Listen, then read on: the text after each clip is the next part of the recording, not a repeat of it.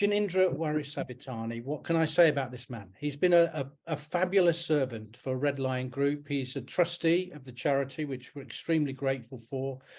He's been working at St Mark's as a consultant colorectal surgeon since 2010. Prior to that, he was working and training in Sydney, Australia. He is, I would say, hopefully this is accurate, Janindra, but I would say he was one of the most preeminent, expert and experienced pouch surgeons in the UK and in Europe, if not the world. And I say that with hopefully not embarrassing you, but I'm absolutely delighted to have such an experienced person here talking to us tonight. So thank you for that. He abandoned us all. I think that's not too harsh a word.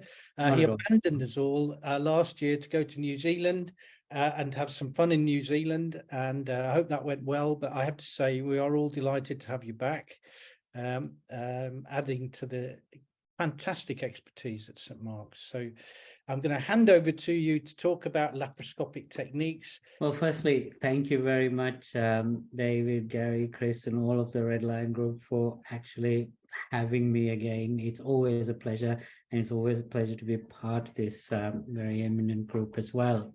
I mean, it is all what St Mark's is all about, not just us, but it's everyone, including the patients who massively support this great organization. So for that, we are very grateful. So on that note, I will move on to my talk, and it's about the advances in laparoscopic approach to pouch surgery. I'll just eventually it comes through. There we go. I apologize to those of you who have heard me give this talk many times before, but I have also changed it a little bit and brought in some things that have changed a little bit for discussion. But as always, I think we have to be very mindful of the history of how it all started. We know that, we know that in the very, very early days, the concept of ulcerative colitis in particular was basically something associated with massive mortality.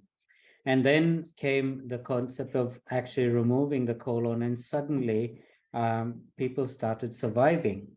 But that meant that people had permanent stomas. So we then moved on to developing the colectomy, but leaving the rectum in situ.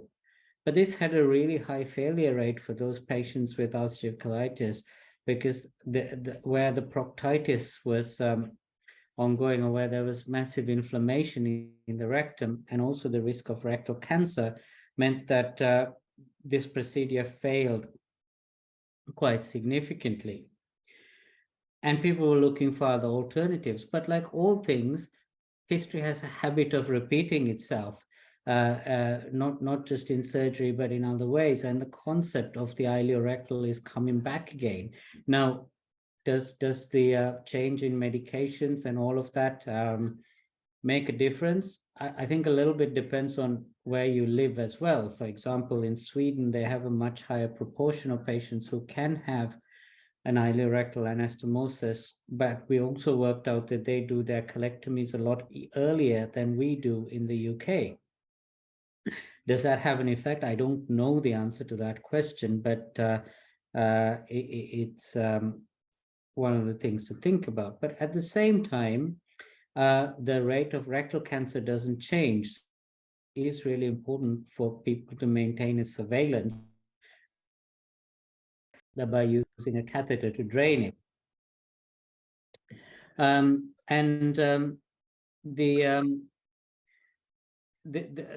There are a lot of problems with this continent ileostomy, and therefore it went out in fashion. But there are a few people who are very keen to have one, and therefore there is a lot more need or requests for these. but very few people doing it, myself not included. And then we come to the pouch. This was first developed at St. Mark's by John Nichols and Sir Alan Parkes. And the whole concept around the pouch was that we could use the small bowel to actually generate, to actually create the ability to empty the bowel contents through the anus, which would avoid an ileostomy. So the primary purpose for creating the pouch was, as I always say, and I always have a conversation with people about, that it is a quality of life operation, and it is there to make to improve the quality of life for those people who particularly don't like to have an ileostomy. As we well know, it has its pros and its cons, but it certainly creates an option for those who want it. And for the most part, it actually works quite well. These are the very early data from Parkes and Nichols, and you can see that about 50% of those patients that they created pouches in the early period actually needed a catheter. But that's because they made the S pouch, and the S pouch requires a catheter to empty it, and that's the shape of the pouch. But we now almost exclusively use the J pouch because it's tried, tested, and it's probably the one that gives the best outcomes at the moment. Talking about outcomes, you can see that the more pouches that people do, the less the likelihood there is of the pouches actually failing. So this is really important, and I always tell people when they talk to me or anyone, don't be afraid of asking your surgeon how many they do. It's easy for me to say that because I do a few pouches, but there are other procedures as well that are not pouches that people ask me, how many do you do? And I think you have to be able to justify that you have the experience to do these procedures well, because if you don't do them very often, unfortunately, the outcomes for the person isn't very good. And remember, at the end of the day, it's the person receiving the pouch who has to live with it. And the person whose technical ability is being used, their ego shouldn't surpass that of the requirement of the person in front of them. So this is sadly one of the big issues that happens in the UK, is that there are units that actually do a very, very small number. And you can see that if you do the maths, that there are very, very in a lot of these units, there'll probably be someone who does one a year or one every few years, and that's not particularly good. And I always make the argument that even when it comes to managing problems with pouches, if you don't put enough in, you don't know how to deal with the situation. So these are data done by Omar Faiz a long time ago, and you can see that, and this is not per year, but once you reach more than about 40 pouches that you've done, suddenly your outcomes start to improve as well. So in order to do 40 pouches, I know in some marks it sort of varies a little bit, but it sits around 20 to 25 a year, which you might think is not a huge number, but this is the sort of level of procedures that we are doing. And one of the reasons why the UK per se, I think, also has a low number is when we looked at the number of patients who've had a colectomy and then go on to pouches, it's only about 30% of those people. And that probably relates to this, because when you do less, you have problems. When you have problems, you have to try and deal with it. And when you have to deal with it, it becomes incredibly difficult to know what to do. So it's easier to tell people don't have it. It's a terrible operation than actually say we know where to have it done. So I think it is important, and I think that the way things are moving currently, uh, the person who's having the operation should be the one who rules the situation and decides where they have it. And I think that right should be massive. So that sort of takes me on to laparoscopy. And why laparoscopy? Well, firstly, it's about less scarring. There's certainly less pain. It's a better cosmetic result. And again, it is um, an operation that's done a lot on young people. The hospital stays shorter. There are less adhesions. And from my perspective as a surgeon, there's certainly better vision. And also, we think that there's less issues with sexual dysfunction as well. And this is sort of how the pouch looks. And I promise there aren't many, because we've had this thing, there aren't many pictures of inside people's abdomens because it can be freaky. But it is interesting to see what a pouch actually looks like. And this is where it's actually connected to the anus, and up here you can see the muscle layers, and in a female the vagina would sit here, and in a male the prostate would sit here, and all of these nerves that go to either the prostate or the vaginal region, as well as the ones that deal with impotence, which are at the back here, are really important, and you get to see those things in much better and closer vision. And so I think this is why laparoscopic surgery has a massive advantage in terms of vision. And also there is a better scar, or less scarring as well, and better wound. So this is sort of in the early days before I did the single port procedure, but you could see that this is where the stoma was, and a tiny little cut to remove the colon, and a couple of little cuts. And these things tend to fade fairly quickly with time. Sorry.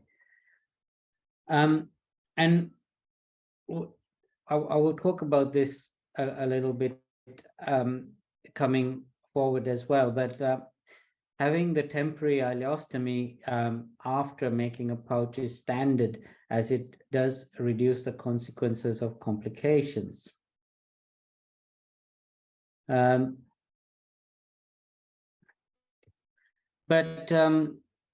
we also know that when you start to look at what's happening in the rest of the world, that laparoscopic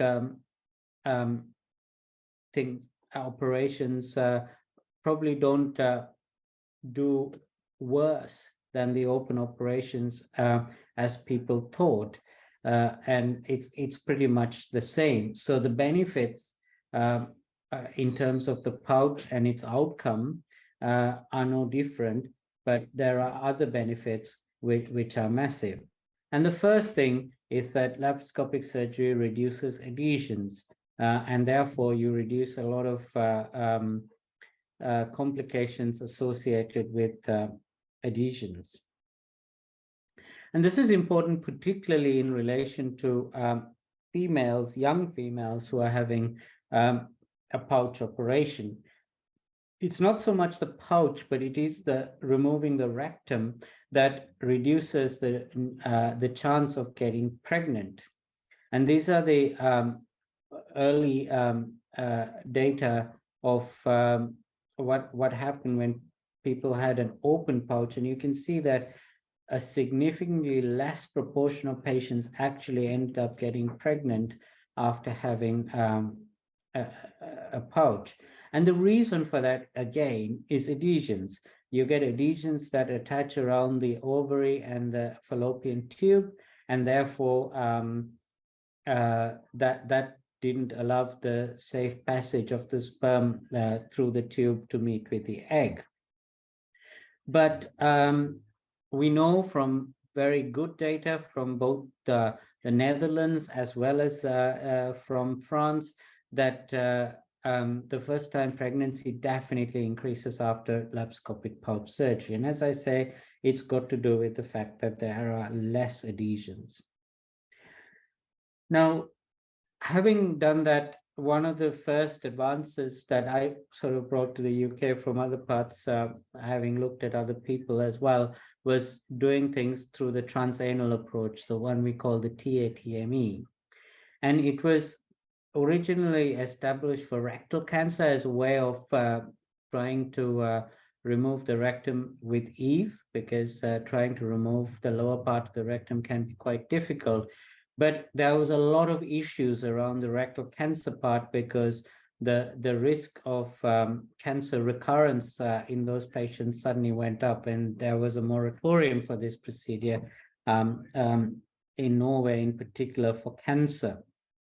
But the same didn't apply for pouches, because we don't need to worry about recurrence of a rectal cancer, and therefore we were able to continue this for the benign surgery.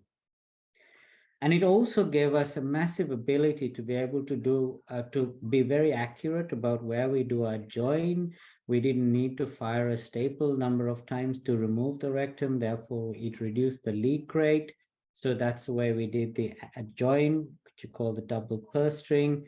And it also allowed me to use single port, which meant that we were able to actually do the whole operation through the stoma site. And that was again quite massive in terms of improving scars. But at the end of the day, it doesn't matter what technique we use, and I'll bring that up again as well. The importance is that we do it laparoscopically for the benefits that we said. So we've sort of brought in together single port and transanal surgery, and you can see here, this is how we do it. This is how the camera and all the equipment goes in from the bottom, and we're able to see the rectum, and we know exactly where to divide it. So that's really important in terms of trying to minimize also the risk of the cuff, which is the very last part of the rectum before the anus, becoming inflamed, which can also cause problems. Now, everyone talks about the robot, and I always find it a fascinating discussion, because I sometimes get asked by people whether I do the surgery robotically. And I still haven't worked out whether to call it a myth or a legend, because suddenly I find that we've sort of gone from really, really minimally invasive to maximally minimally invasive. So it's still laparoscopic, but you can see from here that you've got this big arm of stuff that goes through and brings all the instruments together, and you've got a surgeon sitting through a console and doing the operation. It's incredibly expensive. I do know that when we tried to buy our robot for St. Mark's, it cost £2 million, and the trust didn't have the money, so we had to rely on the charity to get the robot for us.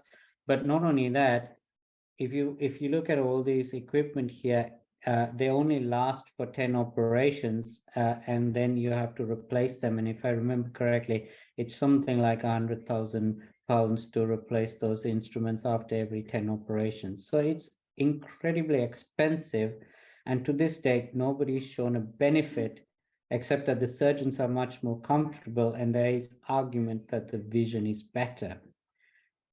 And there are certain elements of truth, because one of the things that the robot cannot do now, but has the potential to do in the future, is that all of this information and the data that's collected from the robot can mean that maybe we have a better idea of where we can prevent or avoid or minimize surgical errors. So just like the lady's pointing on the picture on the right, the robot might be able to pick out and say, I don't think that's the right place to cut, for argument's sake.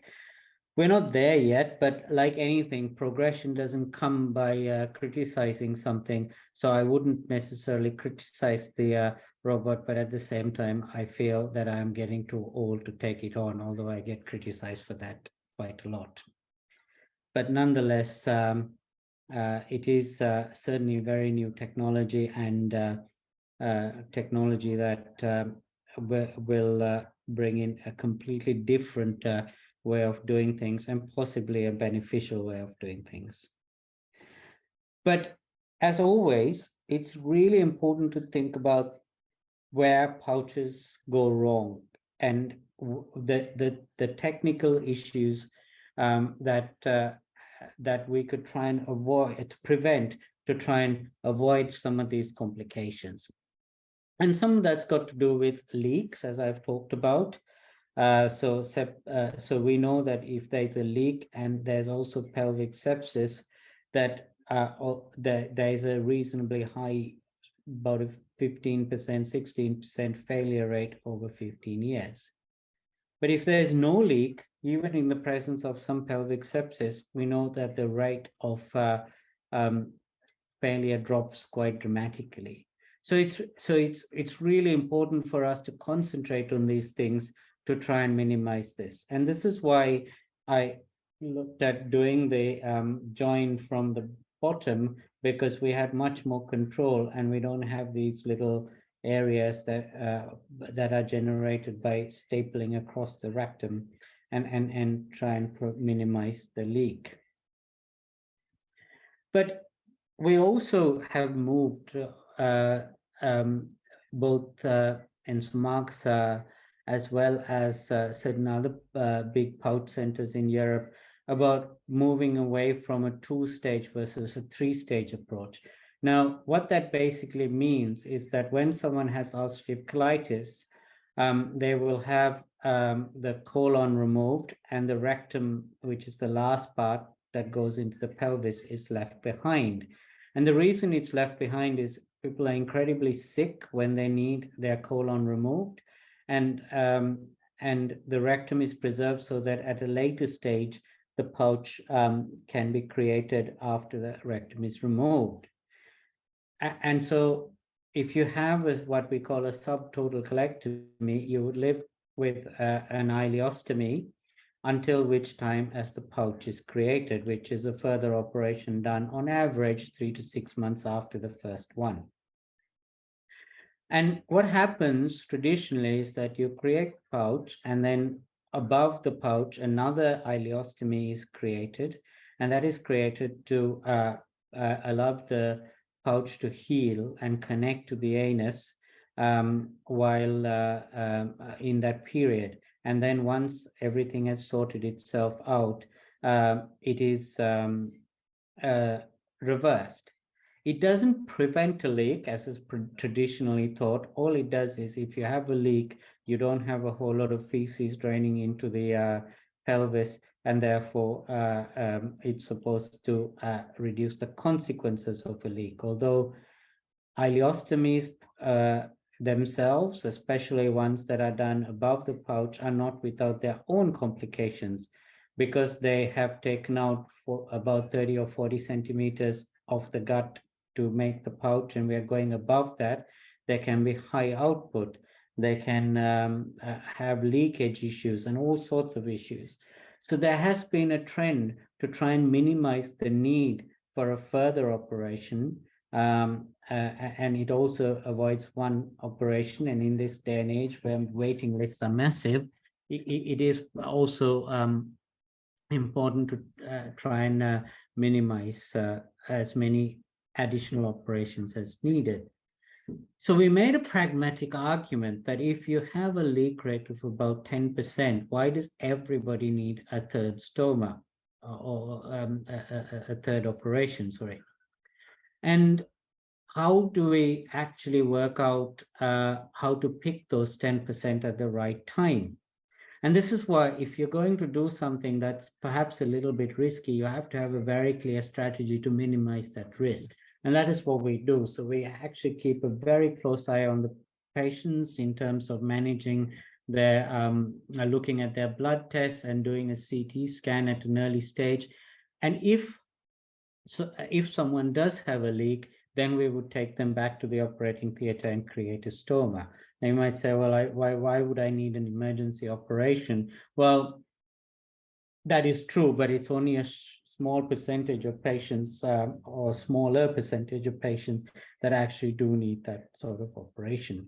We also have newer techniques, like for example, one called the endosponge, which gives a vacuum suction underneath the pouch and actually creates much faster healing that we can actually hope in most situations by 2 to 3 weeks reclose the pouch, and they have very good outcomes. So the evidence suggests that if you use that approach where you recognize the leak a lot early rather than recognize it later, because if you have a stoma, sometimes you don't recognize that that leak is there until it comes to time to reversing the stoma, that you get better pouch outcomes as well.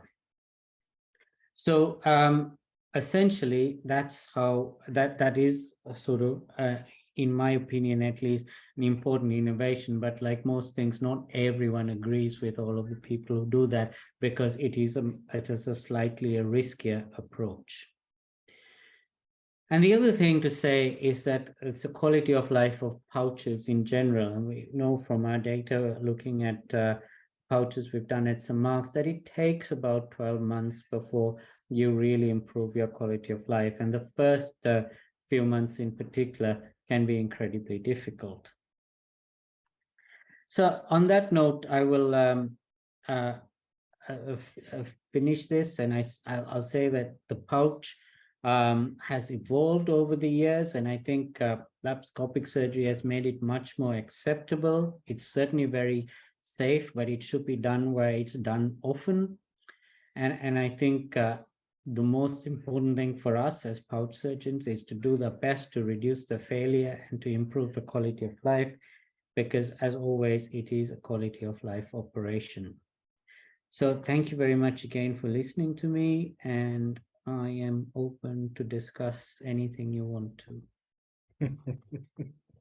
Thank you very much indeed. That's excellent. Thank you. Really good. Can I ask, we've had a few questions, but I just want to jump in and hog the questions for a couple of questions from myself. The first one is something which we come across now and again, and it's confusion amongst the patient population. When you're doing the anastomosis, do you strip the membrane, the lining of the rectal stump? Okay, the short answer to that question is no, in most situations, because it was done in the very early days to prevent the little inflammation in the cuff. But one of the biggest problems with stripping the membrane is that it causes leakage, especially leakage at night. So Right. as everything, there is a compromise. Yeah. So and that's why doing it from the bottom means that I can really control that, and I about a 0.5 centimeter area to try and minimize the extent of the cuffitis, but also make sure that there is enough function. Very good. Thank you very much. We've had three very good questions in that talk about the generalities. The questions are flowing in, so I'm going to be checking them whilst you're answering. But you mentioned about adhesions and the reduction in adhesions, the risk of adhesions using laparoscopic techniques. There was one comment from someone who stayed anonymous about, and I know you don't have individual notes and you don't know the patient's background, so you can't talk specifically about patients, but it's a general question. Is laparoscopic surgery an option for resurgery? This particular person commented that They were told that laparoscopic wasn't an option because their bowel could be stuck to the abdominal wall. Now, that obviously that's a very specific case, but just in terms of the generality. So I think to say it's not an option is unfair, because even after open surgery, everyone forms adhesions differently. So Yeah. some people are so stuck that you just can't do it, and in other people, it's not that stuck that you can undo some of those adhesions. So I personally would never say no, but I leave the option to say that if we can't do it safely, then we have to open. Okay, and there may be specific issues around that particular person that you're not aware of that would Yeah. have contributed to that decision. So excellent, thank you. Let me talk about a couple of questions on waiting lists. So, you know, in a way, you're a victim of your own success. And we in the Red Line group, we do advocate where it's appropriate to do so, that patients seek secondary or tertiary referral, more likely to a high experience centre such as St Mark's. And you know, there's a limit to how much surgery you can do. So we've got one person, RM, who's talking about the timeline for final takedown. I think they've probably been waiting for a little while. You've got a comment in from another attendee. I'm doing this in an anonymized way, so Yeah.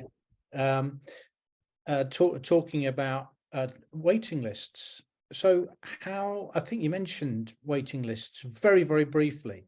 How is it at St Mark's, and how, I mean, can you offer any kind of reassurance in terms of waiting lists and prioritizations? So waiting list is my biggest bugbear, Right. because unfortunately, it's one of those things that, I mean, especially at St Mark's, we get a huge number of referrals, and a lot of them are incredibly complex. So the operating times are also quite long, and a significant number of us take a lot of extra layers and do as much as possible. But it is incredibly difficult it's incredibly difficult to sort of negotiate that. I mean, before I left, especially around the pandemic time, some patients were waiting for me close to a year and a half for certain procedures, and it got to the point where I completely lost control of, I didn't even know who was waiting, because the organizational structure is so difficult that you can't. We don't want to hear that. We don't want to hear that. Yeah, you know, when people complain to me about the waiting and stuff like that, I mean, the only thing I can do is, you know, I usually give my secretaries details, because there has to be some way to come in, and that was what I was trying to break.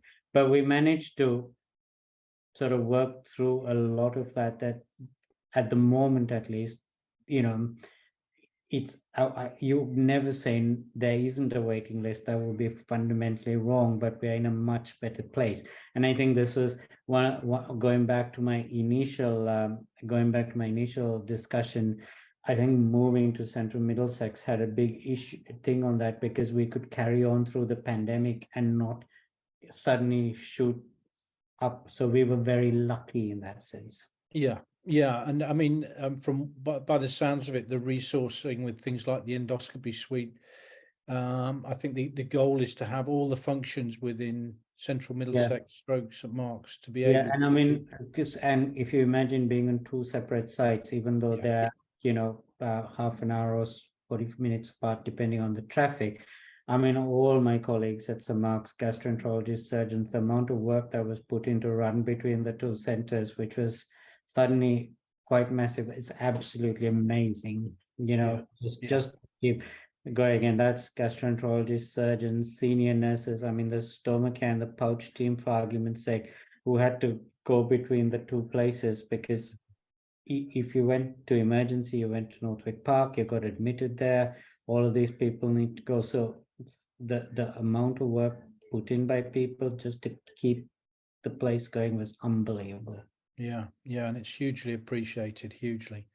So let me ask about the strategy for pouch surgery nationally.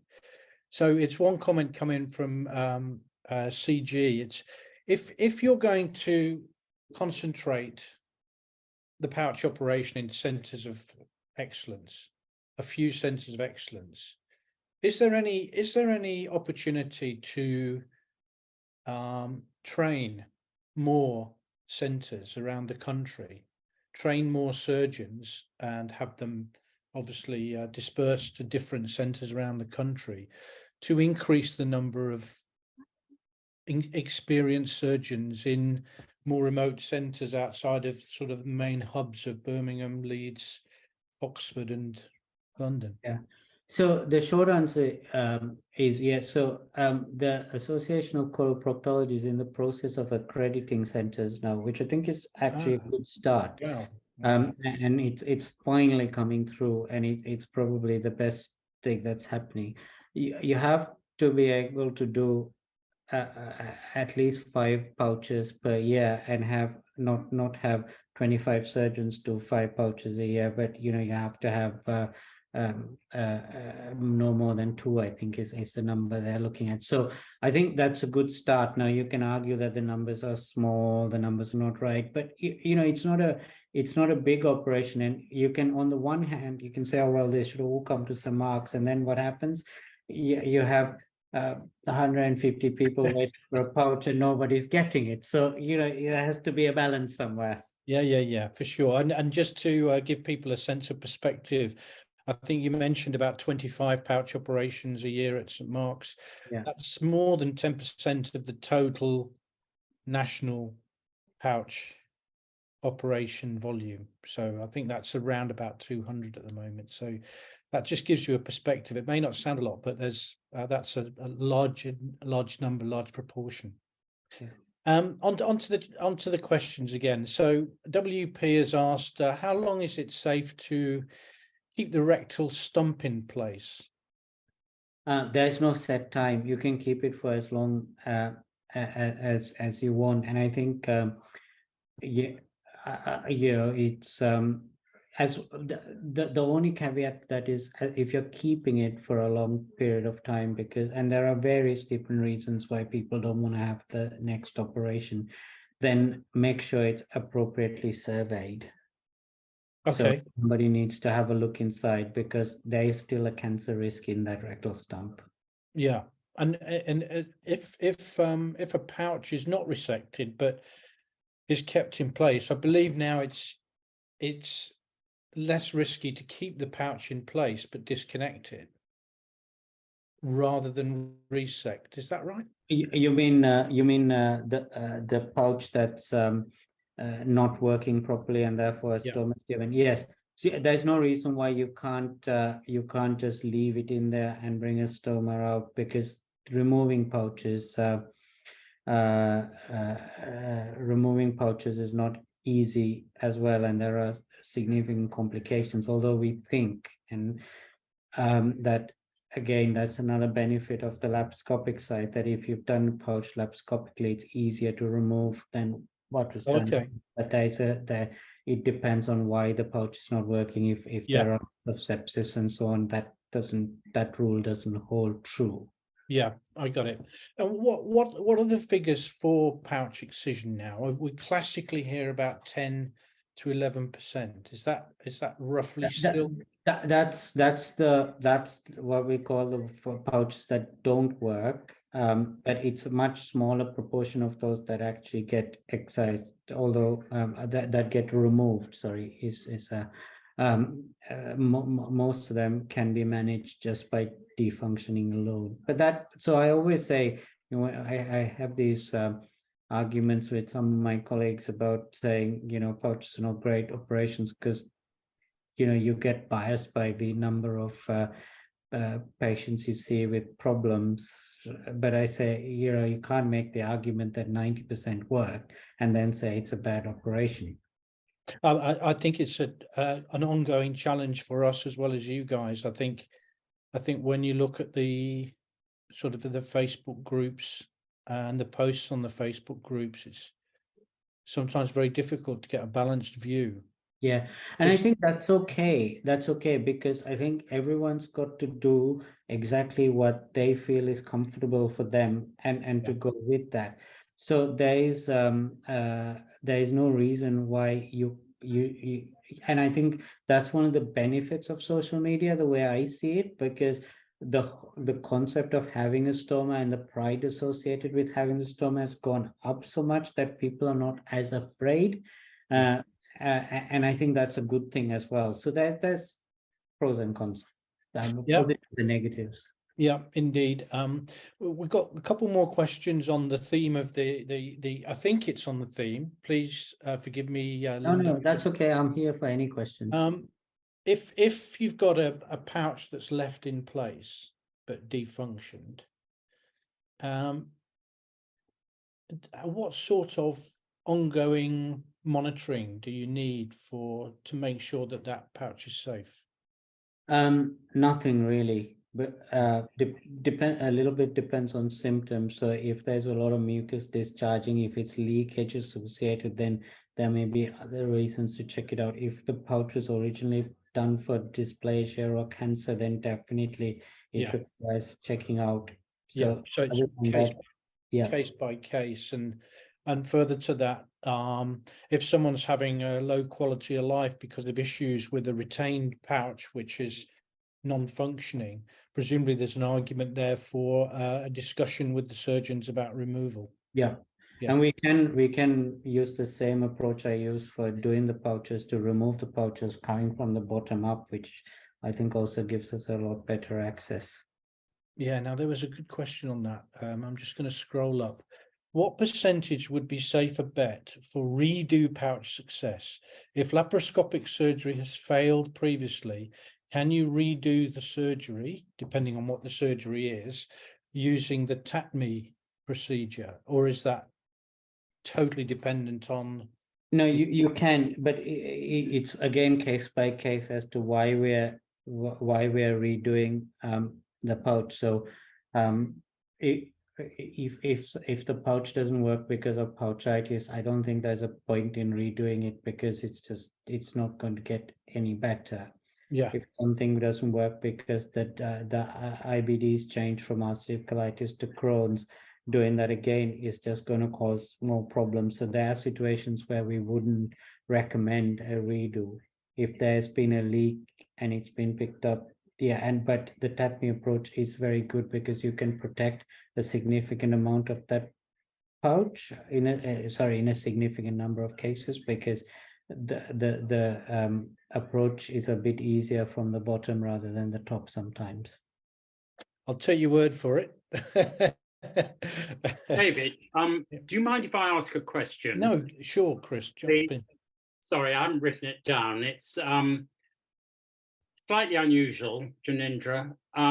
Is, in your opinion, is there a link between the bowel and or the pouch, as the case may be, and the bladder? Is there a link? If you had, I mean, I'm saying this is from a personal point of view, actually, to be frank. If you had bladder problems, could the effects of the pouch or the depth of the pouch, i.e., how full you are at the time, etc., can that affect bladder performance? The short answer to that question is yes, because at the end of the day, we're dealing with the pelvic floor, and firstly, all the organs are very close by. Secondly, doesn't really apply so much to the pouch because the nerve endings come from a different area, but the pelvic floor organs all have sort of similar nerve functions as well. But it can filling the pouch, it not emptying properly, all of those things can also affect the bladder function in some people. Yeah, because I found it has affected me. When I empty the pouch, the bladder improves, performance of the bladder. I have got a very small bladder, and it's probably, I mean, you can answer this, it's probably the closeness of the bladder. I would say so. Yeah. Because when your bladder's full and when both the pouch is full, presumably there can be a, one can impinge on the other slightly. Yeah. Yeah.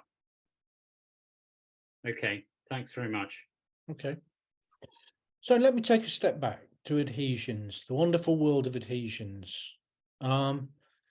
If you've had a pouch created because of ulcerative colitis, then your immune system has already demonstrated a phenomenal propensity to overreact.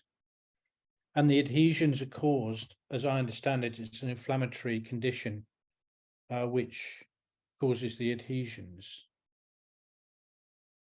I think adhesions are, my impression is they're getting more of a problem the longer people have their pouches. Is it a ticking time bomb, or is that too dramatic a statement? Do you mean that the longer you wear, the longer you have the pouch, the more likely you are to get adhesions?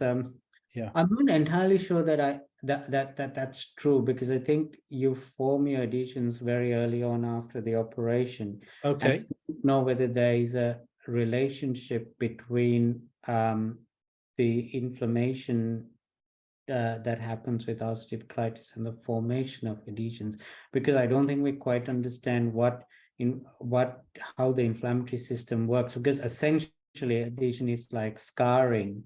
So there are patients, for example, if you take patients with Crohn's disease, because we do way more redo surgery in patients with Crohn's disease, there's one group of patients where it's virtually impossible to get into the abdomen because everything's really, really stuck. And there's another group where you think, what operation did you have? Right. Seriously, because there are no adhesions, and this is even after open surgery. And so there is something, you're quite right in saying you're something that drives, but I don't think it always drives in the one direction. Okay, that's really interesting. So the adhesions tend to be an earlier issue if you're going to have an issue, rather than a longer term. Yeah. The problems, though, related to adhesions are slightly different, because sometimes they're just there and then I don't know why, but something happens. Yeah, I mean, that is something which, I mean, we've just actually had a comment on the chat from GM about 35-year-old pouches and then have problems caused by adhesions. And I know that some of my fellow trustees have had problem-free pouches for many, many years, and then had issues. And then when it's investigated, there's found to be adhesions. And I guess it may be that the adhesions aren't the direct cause of the problem, but they're there, and but from what you're saying, they were probably there for a long time. And in this case, GM, who's posted 35 years before they had problems, and he says caused by the adhesions. That's me, David, GB, not GM. Oh, sorry.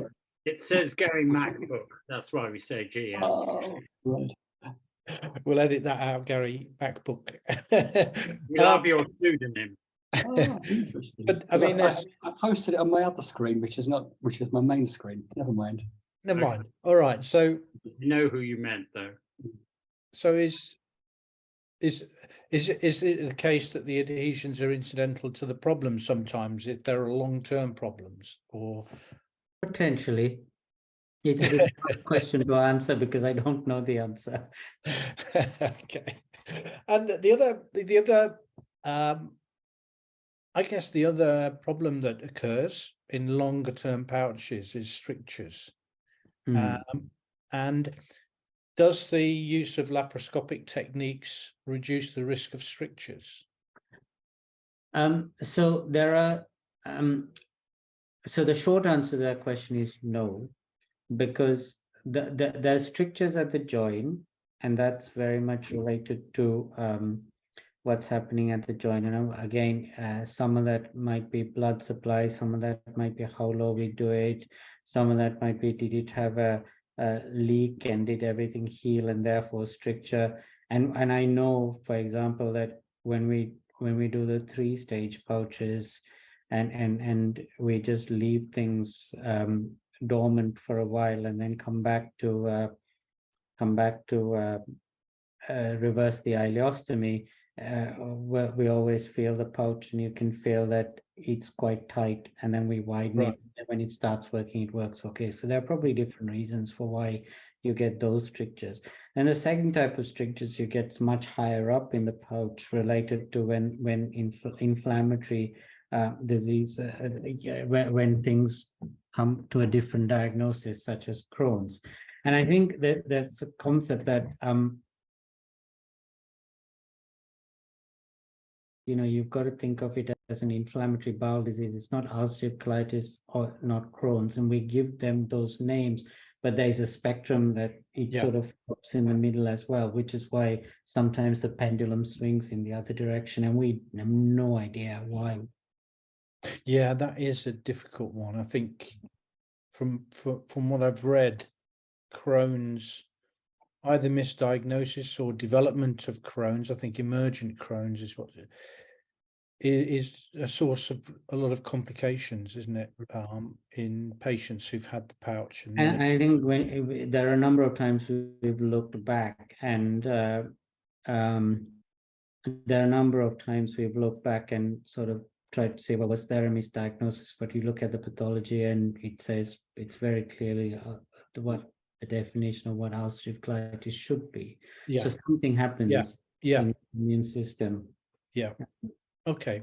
I'm going to come back to a couple of questions that you answered before. One of them, I think I might have got the wrong end of the stick. It was a question relating to the stump, the rectal stump, and the length of the rectal stump. I thought it was the time it was actually in place, but can you get more pouchitis if the stump is longer than it should be? I think that was the. There is no strict definition to how long the rectal stump should be. One of the big problems is that quite a few surgeons feel that it should be really short, and they make it really short. And that becomes a huge problem when you're trying to do a pouch, because firstly, it can explode, and that has its own issues, but also trying to get to the right plane, and that's where the whole sexual dysfunction things come in. So I leave a slightly longer rectal stump and I bring it out as a mucus fistula directly under the ileostomy, so you don't have two holes. And I sort of find that that's okay. And we went through, myself and one of my colleagues in Paris, who both do it that way. We went through our data and we didn't see any difference in any of the outcomes. So, all right. Interesting. I looked at the Cleveland Clinic data that you showed, and the numbers were very, very low. I wondered if there was a more comprehensive publication somewhere with much bigger numbers, because the actual incidence of problems with either option, the traditional, if you like, open surgery compared to laparoscopy, the incidence of issues was so low, and the sample size was so low that you're not really seeing any difference. and it wasn't a lot. It was very early in the piece. People have stopped looking at it, because the thing is that the pendulum swung towards laparoscopy very quickly, because it was and when it did, the big centers were either doing it laparoscopically or either doing it open. That comparing was more difficult, but I think it was more a point to make that if things are not massively different, then we can carry on, and there are other advantages. And this is the same thing that's happened with the robot as well, because people have tried really hard to find a difference between laparoscopic and robot, and it's not there. Robot, right. Because it's exactly the same operation. You do it laparoscopically, or you do open. You do it laparoscopically, or you do it by the robot. It's exactly the same technique. Yeah, that's right. Yeah, it's just a different mechanics. Yeah, it's a tool that's different. Yeah. A question from FM. It's regarding where the adhesions crop up, and are there adhesions within the pouch? So strictly speaking, you don't have any within. Everything that you get is outside, because scarring happens outside. There's no specific location, and this is again why no one really understands adhesions very well. I mean, there have been so many different anti-adhesion barriers that people have put, but they've gone out of fashion because they've caused other problems. So when they first introduced them, the leak rate after stoma closure went up because suddenly you're modifying the whole healing process inside the gut. So it does have a purpose, but it has its problems as well. Okay. Yeah. Good. Yeah. How often do you feel that the pouch should be checked? How often does one need, if the pouch isn't causing a problem, how often does the pouch need to be checked? We don't check them at all these days, unless you've had it for dysplasia. Right. So no annual checkup, no proctoscopy. No. No. Wow. If it works, okay, just keep going. And if people come to you with problems, that's when you'll investigate it according to the most appropriate procedure. And as you know, we've got an amazing system and a fantastic pouch team of nursing staff and a helpline. So that's the system through which we don't need. So therefore we don't need to constantly get people every year just to check everything's all right, because there's a system into the system. Yeah. Wow. That's a revelation. I think that answers some very well. We've had some discussions on that previously, and certainly on the chat rooms that crops up. But the but to that is, if you have dysplasia, then you need annual checkups. Yeah. I'm going to put you on the spot a little bit here, Janindra. So I asked you the question earlier about waiting lists. I'm going to push you on behalf of RM. So RM had the second operation, I guess, I'm assuming, in 2020, and now presumably, from the nature of the question, is keen to get the final surgery. I think it's called takedown, isn't it? And presumably, from the nature of the question, RM would like that done sooner rather than later. How does, on behalf of RM, how does RM get up the waiting list? Tell us, give us a tip for what they should do. Is it a case of ringing every Monday morning? Is it a case of emailing? Is it a case of barracking their GP to? I think the GP is not going to be easy option. I think it's about hassling. Yeah. Could you be any more specific? Hassle the surgeons secretary or something. So you have medical secretary, at least one in St. Mark's, presumably. Oh, we have more than one, but I mean, there's one who looks after about 3 of us. So, yeah. Right. So David, it's RM here. Yeah. I had a letter from my local authority just a few weeks ago, saying that due to the queues, I might not be offered surgery at the same hospital, and I would be put to another Scottish health board. And if I refused to go twice, I would be put to the back of the queue.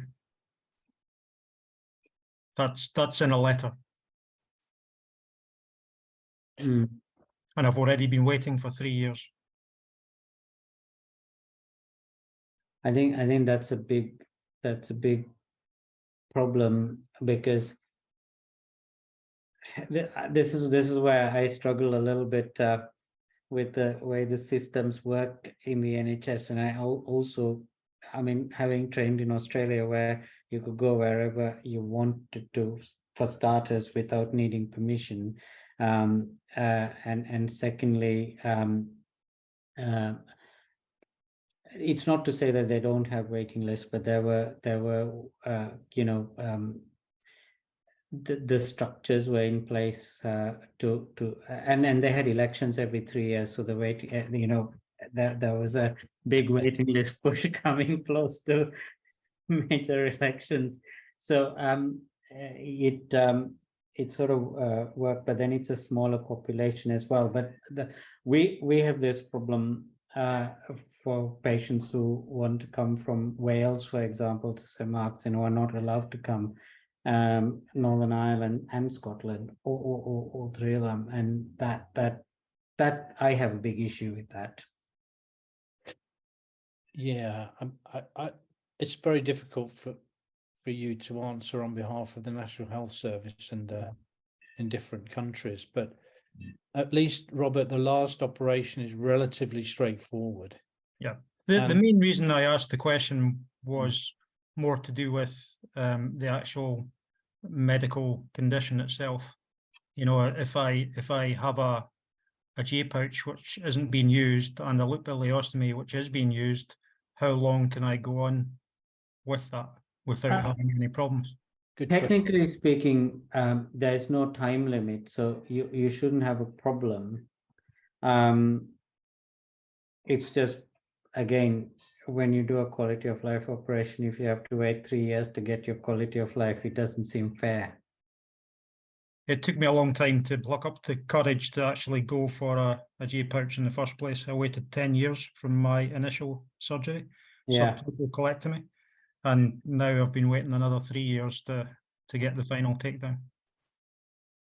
Yeah, and that's one of the reasons I brought up the whole concept of trying to do the 2 stages as well, because we want to, because of all of this, you know, it's about trying to minimize the number of people who need it, because I know we don't do across the UK, we don't do massive numbers. It's not tens of thousands, so therefore it's not tens of thousands of people who need changes. But unfortunately, what happens is people don't see it as an urgent procedure. So someone who has cancer or needs an urgent operation gets pushed to the will bump those who aren't seen as urgent. The first surgery was emergency. I had a toxic megacolon. Yeah. That had to come out. Thanks for your answer. All right, thank you, Robert. Just another question on the waiting lists. Is there an opportunity for people to contact the PALS at St Mark's Centre or CMH? Do the PALS? I think that's Patient Advisory Liaison something. You can. I mean, I think it's always best to start off by trying to catch the surgeon, or, you know, I mean, a lot of people will contact the pouch nurses who will come and talk to me directly, and there are access systems to start with. I mean, I know Ravi's here and she'll kill me for saying call her for everything. But I don't mean necessarily that, but it was just an example. But, you know, a lot of people contact my secretary. There are ways and means of trying to get first. And if that still doesn't work, then I agree. Yeah, I know it's a little bit of a kind of, I was going to say a game, but it's far more serious than that. So, I mean, we've just to mention, we've got the next in the series of webinars is a really interesting presentation by the pouch nurse specialists on the 24th of May. It's all the details are on the website, and please register there. They're going to give a talk about what they're seeing in the pouch clinics, but also there's going to be a big opportunity for question and answers there. So please do, if you're interested. The award-winning, I did promise I'd say that, the award-winning, we're very proud of you, pouch nurse specialists are going to be speaking on the 24th of May. Okay, so I think we're near the end of the questions, Janindra, which is well done, fantastic. We've gone over a little bit longer than the hour mark. Anything else? Any further questions for anyone? Shout now or forever hold your peace. And if there isn't, then I'm going to go back to a quote from Ben. Ben. This is a quote, I'll keep it anonymous, from BB. This wonderful man tried to do mine by keyhole, but couldn't, so open me up. What a guy, though, saved my life. And I think there'll be many of us here tonight on this call, and also in the wider pouch community who aren't on this call, who are extremely grateful to you for your the application of your expertise and your wonderful skill and abilities in terms of this this very difficult operation, making it happen. And thank you again for your oh, there's a question come in. There's a question, a last question. Do you mind taking a last question? Not at all. Okay, this is from DL. Is there a minimum age you would suggest for a pouch? This is age for patient age for a pouch. They go on to say 12-year-old has an ileostomy, has mucus discharge with blood. Been told this is normal, but would this affect pouch surgery in the future? So short answer is there isn't really a minimum age. Well, I mean, but the problem comes with experience again. Most of the pouches are done by adult surgeons, and so again, it's one of those things where you need, because there aren't very many kids who get to that stage where they need a colectomy. Most of the pouches are done by adult surgeons, and so that's where the whole there's a little bit of a boundary where by you, for me at least, it's around the 14 mark when I get comfortable enough, because that's sort of partial adult and is okay for my experience. So that's where, so it's not so much that clinically there's a issue, it's more the expertise becomes an issue. I mean, that's your, thank you for that. Is that a fairly typical sort of age that other surgeons would use as well? 14, around about 14? I'm not sure is the honest answer. It's just that because we have an adolescent unit at St. Mark's through Northwick Park, I tend to take on, I think the guys at Chelsea also do a lot of adolescent patients as well, because they have the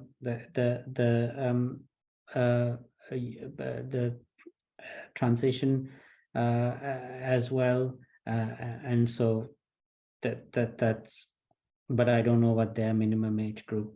Yeah, I have to say, again, you've got that specialist unit at St. Mark's, which other centres won't have necessarily. Yeah. And I think that's really important, particularly with parents with young children who are affected by these diseases. Yeah. Hopefully that answered your question. Devinder, you've had your hand up very patiently. Sorry, you missed my question. My question was, why do some people have difficulty fully emptying while others don't? What's the reason behind that? There are different reasons for that. Some of it has got to do with the way the anus works. Some of it's got to do with strictures, and it's no different to why in some people the rectum doesn't empty properly, even in the absence of ulcerative colitis. So it's that the muscles don't relax properly. There are a number of different reasons. There's no one specific reason. Okay. All right, thank you. I mean, we had an excellent talk from Ellie Bradshaw last month with their biofeedback group. I know she's not at St. Mark's anymore, but she talked about investigations for things like incomplete emptying. Devinder, I think you were on that call, but if yes, I've actually got an appointment with her for next Friday. I'm going to see London. Yeah. Please pass on her regards. I will do. Yeah.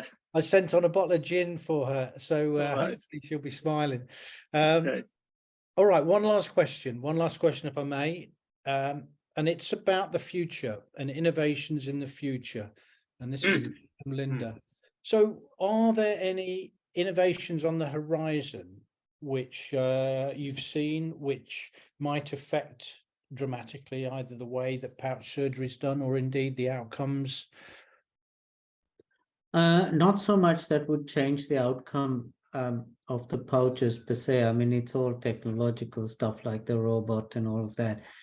And what information comes out of that, how we do it, and to avoid some of the issues, I think will be interesting. But I think one of the things is you must misunderstand that everything to do with making a pouch, I mean, it's a big part of it is only technical. There is a huge amount around the inflammatory side of things that makes it, and that's you know, in how we treat pouchitis and all of that's changing massively.